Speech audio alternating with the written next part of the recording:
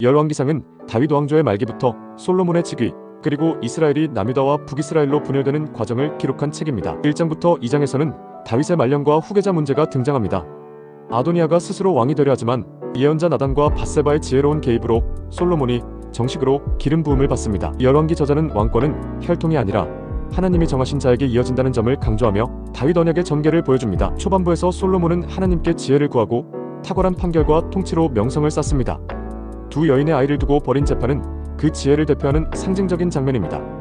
이후 솔로몬은 예루살렘 성전을 건축하여 하나님께 봉헌하고 백성에게 하나님만을 섬기라고 권면합니다. 특히 성전 봉헌 때 하나님의 영광이 성전에 가득한 장면 8장은 하나님이 언약, 백성 가운데 거하신다는 상징적 선언입니다. 하지만 9장부터 솔로몬의 영적 쇠락이 시작됩니다. 여러 이방 아내들과의 정략 결혼으로 인해 우상이 들어오고 그의 마음이 점차 하나님을 떠나게 됩니다. 열왕기상 11장은 나라가 단합되었지만 정작 왕의 마음은 하나님과 멀어졌다는 사실을 강조하며 인간의 죄성과 유혹이 어떤 결과를 가져오는지를 경고합니다. 솔로몬 사후 그의 아들 르호보암이 강압적 통치를 이어가자 북쪽 10지파가 여로보암을 왕으로 삼으며 이스라엘이 분열됩니다.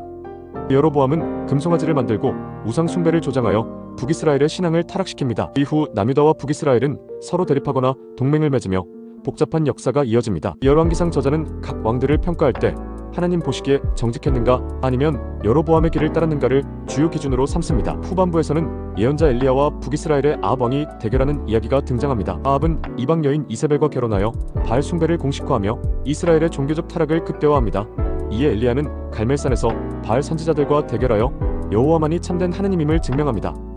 그러나 엘리야조차도 낙심하여 광야로 도망가지만 하나님은 그를 세미한 음성으로 다시 일으키시며 이스라엘이 망해가는 것 같아도 하나님의 역사는 멈추지 않는다는 희망을 보여줍니다. 열왕기상은 하나님만이 참된 왕이시며 인간의 역사는 결국 그분의 말씀 앞에 서야 함을 강조합니다. 솔로몬의 지혜와 부도 하나님을 떠나자 무너졌고 여로보암과 아합의 권력도 우상 숭배로 나라를 타락시켰습니다. 하지만 하나님은 예언자를 통해 회개를 촉구하시며 이스라엘을 포기하지 않으셨습니다. 특히 엘리야의 사역은 가장 어두운 시대에도 하나님이 침묵하지 않으시며 신실한 자들을 통해 구원의 역사를 이루어 가심을 보여줍니다. 결국 열왕기상은 참된 번영과 소망은 인간의 힘이 아니라 하나님의 말씀에 대한 충성에 달려있음을 선포합니다. 열왕기상은 이스라엘이 솔로몬 시대의 번영을 누렸지만 하나님을 떠나자 결국 분열과 쇠락의 길로 들어섰음을 보여줍니다. 하지만 그 어두움 속에서도 예언자들의 목소리는 끊이지 않으며 하나님이 여전히 이스라엘을 포기하지 않으셨다는 희망을 남깁니다. 오늘날 우리도 눈에 보이는 성공과 힘이 아니라 하나님의 말씀에 대한 충성이 더욱 중요함을 기억해야 합니다. 열왕기상의 교훈은 하나님 앞에서 신실한 믿음이 있을 때만 참된 번영과 평안이 지속된다는 것입니다.